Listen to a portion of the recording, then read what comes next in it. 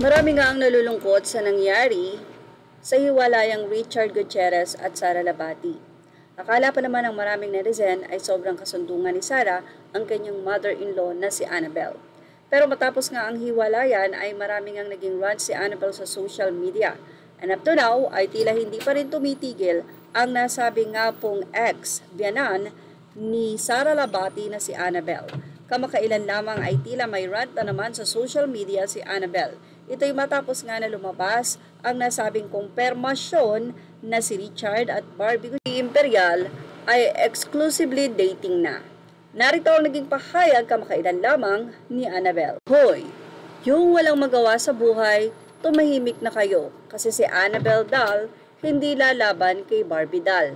Maganda, maputi at makinis. Ang gustong makalaban ni Annabel Dal ay si Chucky.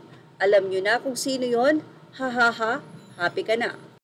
Samantala, sa Instagram ni Esther Labati, ang ina ni Sara, ay may nag-comment at sinabing tignan niyo po yung post ni Miss Annabel Rama sa Facebook. Tumugon naman ang ina ni Sara at sinabing bakit? No need.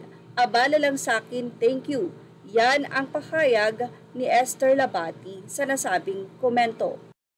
At ito lamang, ang sikat na character sa Facebook na si Senyora ay nagtanong kay Annabel Rama kung sino nga ba talaga si Chucky. Doon ay sinabi ni Annabel na mali ang hula nyo kung sino si Chucky. Say ni Senyora, initials po ni Chucky. Sagot ni Annabel, Senyora, matalino ka day. Dapat alam mo na, hindi S, kundi E. Ang mga anonymous commentator ng kanilang comments sa Fashion Police. Siya dapat ang tumahimik halatang wala siyang magawa sa buhay. Girl, chismosa ka ba? This is the kind of thing chismosa live for. Nagpapanggap ka lang ata eh. Anong ugali nito? Buti na lang at masaya na si Sara sa teleserye niya and with kids. Ignore na rin siya ni Aling Esther. Naman ng ilang pang netizen, enjoy your senior years na lang. Your children are old enough to defend themselves. Chard ay nakatago na ang bago. Hayaan nyo na, baka iba ang balik niyan. Gustong-gusto kaya ni Annabel at Eddie ang Sara based sa GGB guesting nila kasi hindi chismosa at may finesse kumbaga.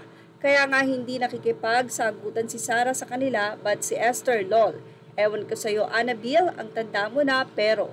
Panang isa, oh, I finally got who E is haha.